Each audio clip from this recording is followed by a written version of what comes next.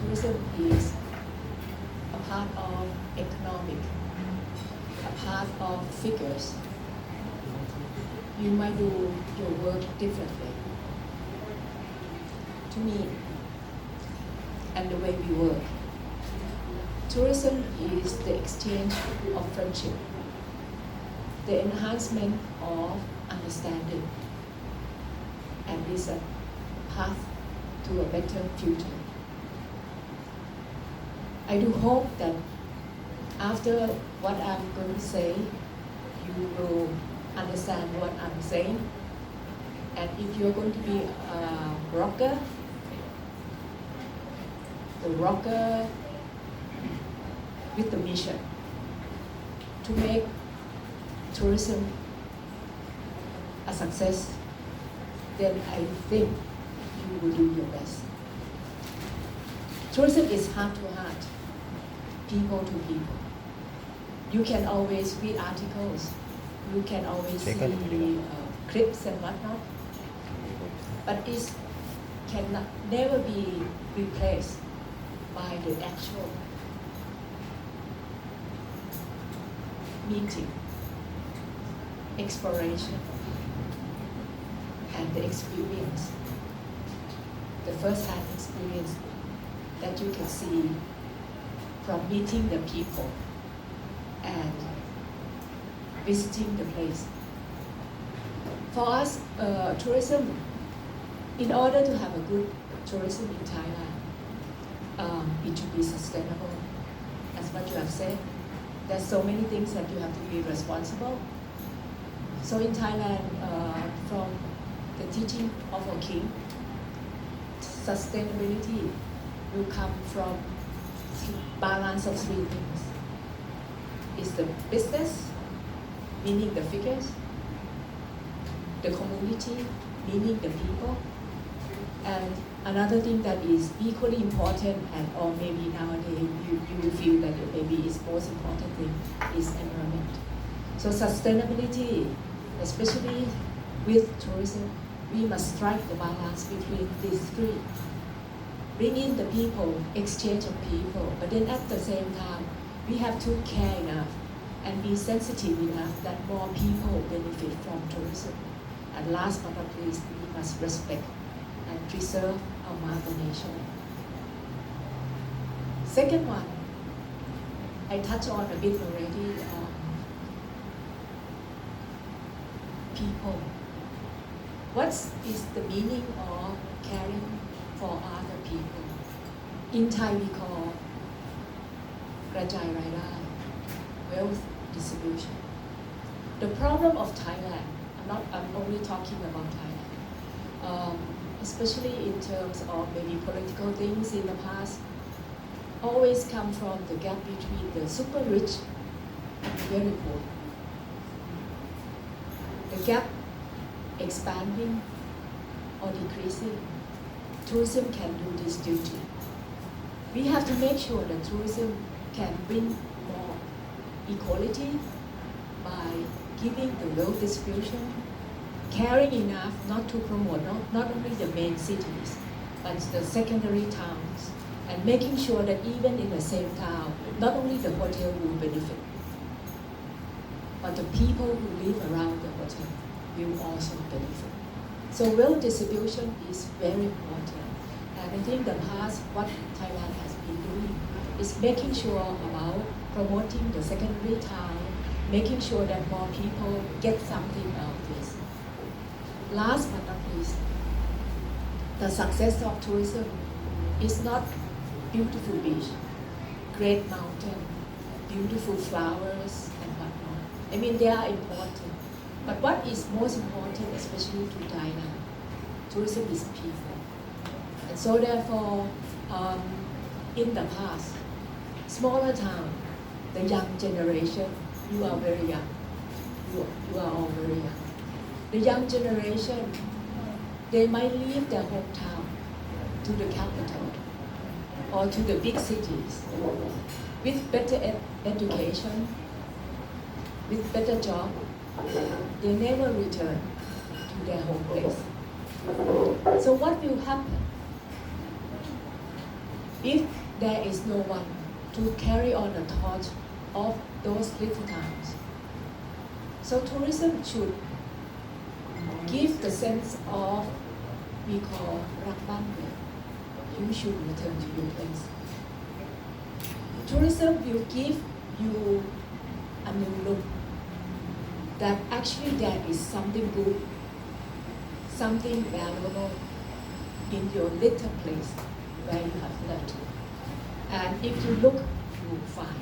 But if you only see and never look down deeply, you find nothing. There is many little greatness in every place. So for Thailand, tourism help to bring people back down, especially the young generation. When people return, especially the young ones, they will help to promote. If there is only the elderly people, or we call foreigners, because we have many Myanmar working in Thailand, Cambodian working in Thailand, will they be the one who represent tourism in the future of your place? Can never be. So it's the young generation. You were born there. You were born there. Somehow, when you look, then you discover your identity, the place identity, and then you will be the best ambassador of the place. And that will bring the sustainability of tourism. We believe that every little place or every country has its own beauty. It's more fun in the Philippines. That's what I remember. It's more fun. I were there, I think, maybe 3-4 times for tourism meeting and also for the sports also. Maybe there's so many unique things over there. Very creative. Very creative. And definitely it's more fun. And it's different fun from Thailand. We appreciate that. And same thing as in Thailand. Bangkok is not Thailand. Chiang Rai is not Chiang Mai. Lamphun is not Lampang. Lampang is Lampang. Lamphun is not. Even though they are next to each other. But there is something a bit different. The history is a bit different. The food is a bit different. The dialect is a bit different. So the charm of each place is valuable, and it can be lost if the young one will not return and carry on what you already have. And so this is what I would like to explain to you, that when you do your mission, you're not working, but you're working for your country. You're working for your little town. And then you will feel that you bring out your best. Because I'm not doing for the money that I will get, but I'm doing this because I believe in it. I love it. I want to share it. I treasure it. And I want to make sure that people will see what I have seen. And I will do my best.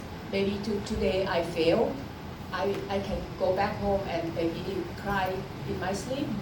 But every morning you have the new strength to wake up and do more.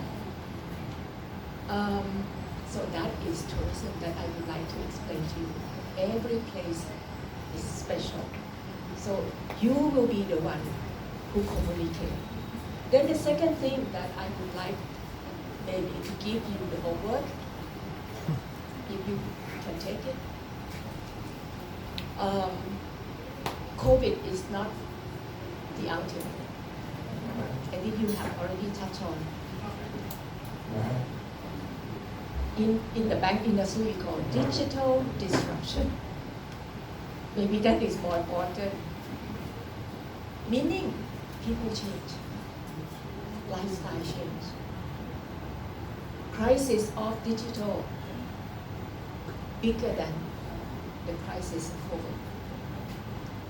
Because technology changes so fast, and then people change with technology, and especially the young generation. My daughter, who is coming to pick me up very soon. She never touched TV for I think 4 or 5 years already. We sell TV. So that's my problem. The crisis of home electrical appliance. But we have to accept that things change. We even sold notebook in the past, and there was a crisis of notebook because people turn to mobile phone, and we are not doing mobile phone. So this is the thing that you can never stop that. But I believe in your rocker, I don't know how to pronounce it properly, rocker, and Manot. You are the one in trade. You are the one can help to communicate. From the head, helping with the Toshiba Thailand and also the bank. No one believes in advertising. I think you know that. It's something that we all know there. But we believe in our friend. And how do you find friend? Even the friend that you actually you don't really know, but you feel that you're a friend because you make them in the mobile phone.